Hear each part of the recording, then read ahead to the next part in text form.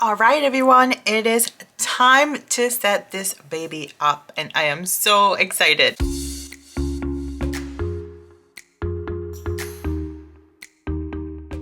Welcome back to my channel. If you're new, my name is Saray, and today we are setting up finally the budget folio hanging folder folio system from Erin Condren. I've been dying to get my hands on this. I couldn't wait until it was time to set up my January budget, and I have already reviewed this item when I first got it a couple months ago, and I'll go ahead and link the video here in case you want to check it out.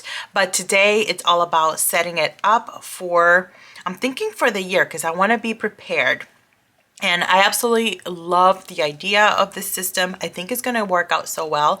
I already started using it as intended because in December I received an unexpected copay bill from a doctor's appointment that I had totally forgotten about, and I hadn't budgeted for it in December. So I ended up just sticking the bill right in here, and knowing that I would have everything that I needed when January came so that I wouldn't forget to pay that bill. And it's just amazing. And of course, you all know I love my stickers, so I did make a few stickers to go with this system. Obviously, these can be used anywhere, like the payday ones, but these budget labels are specifically sized for these columns because I'm going to list all of my bills there. And then there's three different sheets so that it covers the entire year worth of colors, because this sort of has like a color blends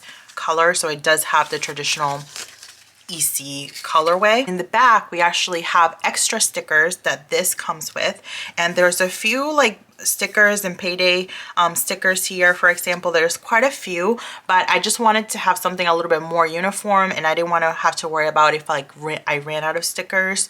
Like, I could always add more of these, but some of these I may use. I'm not sure exactly. They're so pretty. I'll use at some capacity, maybe not in this planner or in this system, but maybe I could even use them for my daily planner. Who knows? But that's what we're working with. And then you have some holidays here at the bottom as well. I'm not sure yet whether I'm going to list them depending on how much space I have, but we could always add them here on the column on the right hand side. So just a high level overview in case you're not familiar with the system is essentially file folders that come in this little like hook thing. I don't know what this is called, with this wire O system, and it has a file folder on this side, so you can put all of your incoming bills or papers to be filed. I think this is perfect for tax day, and how this is going to be a little bit different than my regular budgeting. Why I'm so excited is because my budget book does not have, the EC budget book does not have a monthly view. So I like to see where the bills are in relation to where we are in the month. So this is going to help with that. In addition, I'm going to be adding my sinking funds when they're due as well. So again, I can see them when they're due in relation to where we are in the month. So the first thing I'm going to do is I'm going to set down or put down the paydays of when each of these are. And that starts right here. Perfect. So for February would be the 10th and the 24th. For March is also the 10th and the 24th, which I had to do like a double take to make sure that I wasn't making a mistake, but yep, that's where it falls. Then we have the 7th, and we have the 21st. For April. So this is the last month, so I went ahead and added all of the paydays to every single month.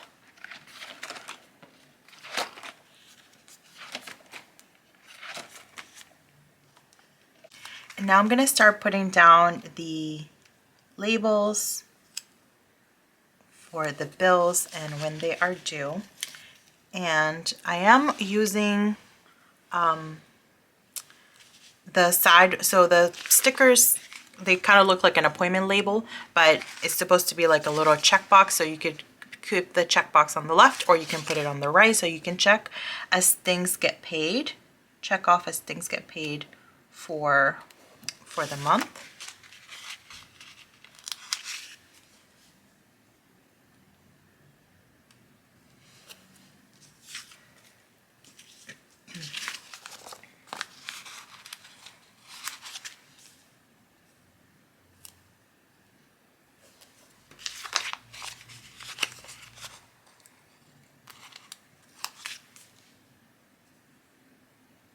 All right, so I put down the labels for all of the bills, so now I'm going to go ahead and fill them in. So technically all of these bills kind of end up getting paid like on the first, and I can see this is a great visual because you can see like where is your heaviest bill time period for the month, or if you can maybe spread them around at all. So that gives you a visual in terms of planning.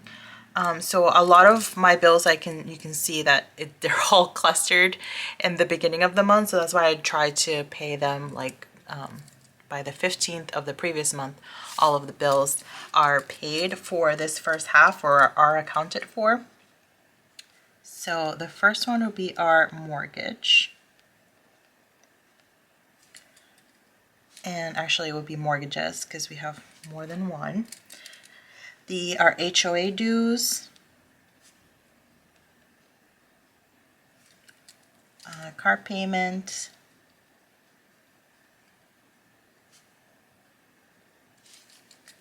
I have my gym, I have my hair, which is Madison Reed,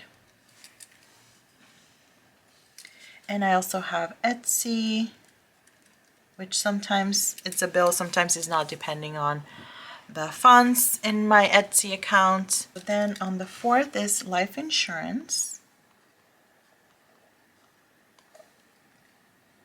Then our cell phone. I'm going to put student loans even though they are in deferment now, but I'm going to just say student loan just so that I know that it's a bill. Apple on the 5th, Apple again on the 14th, and this other one on the 5th is actually one of the sinking funds, which is our insurance for one of our properties. So insurance, perfect. On the 17th I have our electric, and the 17th electric. On the 22nd is our gas for home. The 29th I have another sinking fund, although this one shouldn't even be a sinking fund because it's less than $100. If it's less than $100 I don't count it towards the sinking fund, but just know that that needs to be paid. And then on the 31st, oh, Patreon. Okay. I'm absolutely loving how this is turning out, and I think it's going to work out so well. So what I'm going to do is I'm going to add the additional sinking funds that are when they're due, my fixed sinking funds. So I recently talked about those on my Instagram. So I consider there's two types of sinking funds. There's your fixed sinking funds and your variable. So my fixed sinking funds would be things like our property insurance. We know how much is due for the year. I'm sorry, this is the property insurance. But I was getting confused with our property taxes because a couple of our properties, the taxes automatically get deducted from the mortgage, and our primary property, we have to pay it out of our own pocket. So either ways, out of your own pocket. But so for insurance, we know that it is an annual amount every single year. So that's a fixed sinking fund. And the other type of sinking funds is a little bit more discretional, like clothing, vacation, travel, all of that good stuff. So I'm putting in here those fixed sinking funds. So those fixed bills that are not due every month, but are due at least annually or sometimes semi-annually. For example, our car insurance, we have to pay it twice a year where we live. So that's how we're managing those. So that's what I'm gonna do to for the rest of the folder, to list out those sinking funds. All right, so for February, we don't have that many sinking funds. It's just on the 25th. It's our water bill. And I'm just making sure that there isn't any other one for February. Nope. So it's water. There was nothing for March for sinking funds that were due, but we do have one in April. So definitely taxes is due on the 15th, but obviously because it falls on a Saturday, it's probably going to be due on the 17th of April. And this one's actually the only one.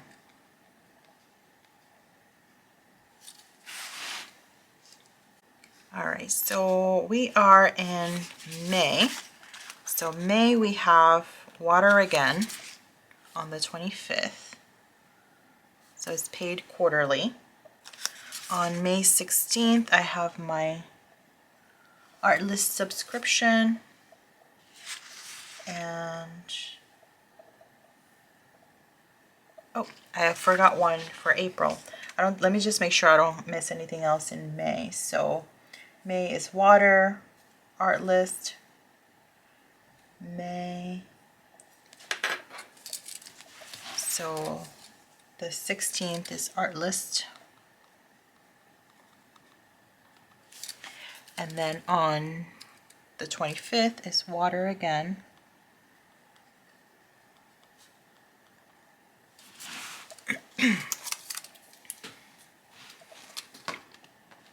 And then I'm just going to go back to April real quick because I did forget our car insurance, and I had just mentioned it, I think. So that's due on April 6th.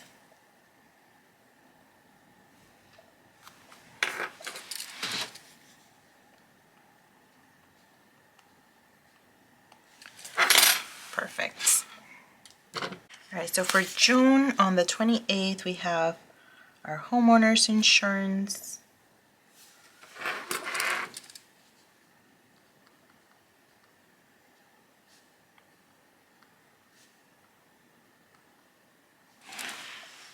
Due. And I also have my Canva membership. I pay it annually for Canva Pro.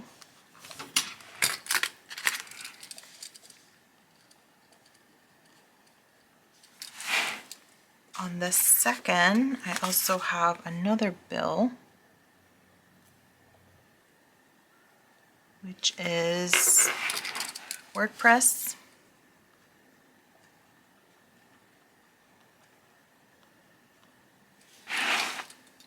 July on the 23rd.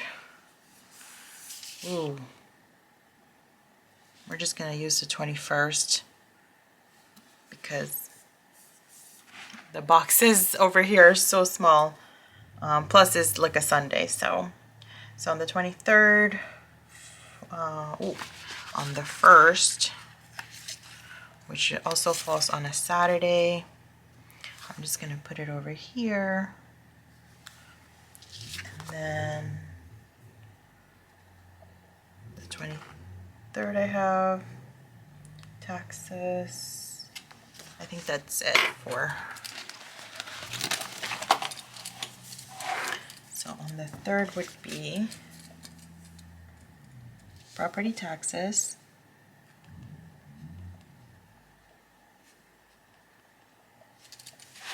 And on the 21st would be insurance.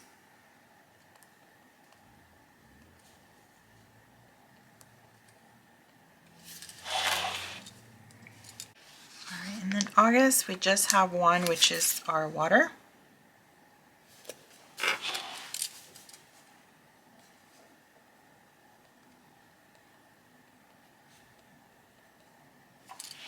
And for October, we have a few.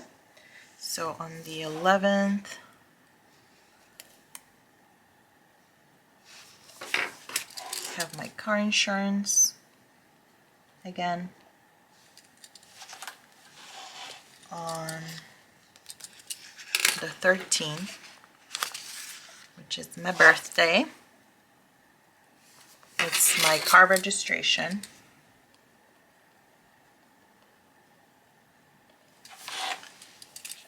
And on the 3rd,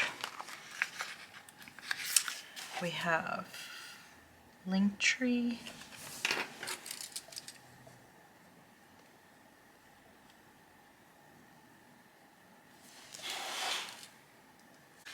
November, we have water again.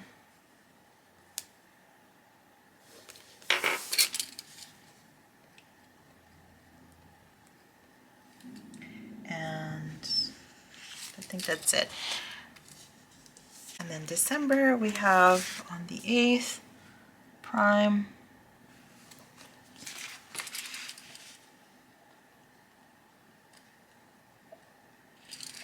And on the 15th, we have our second set of property taxes.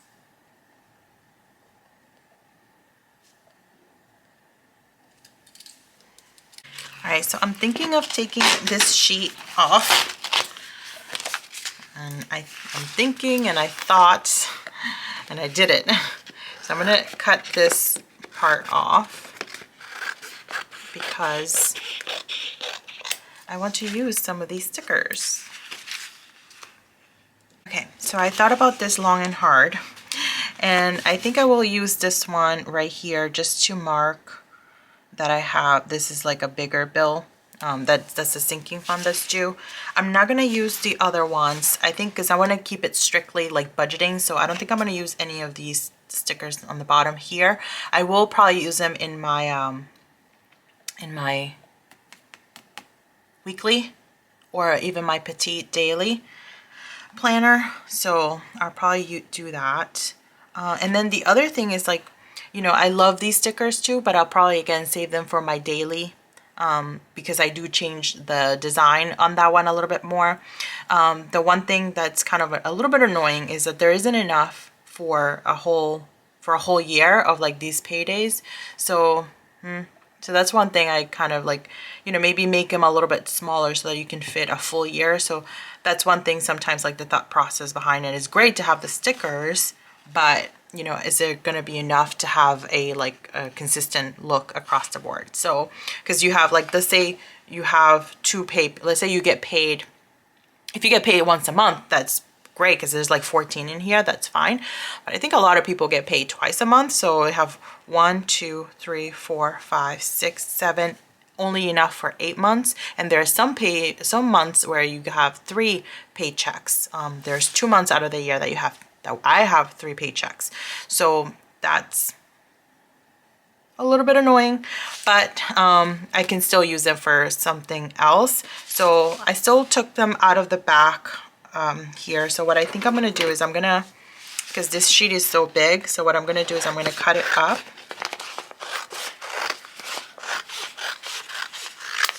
And then this one, I'm just gonna go right down the middle, almost.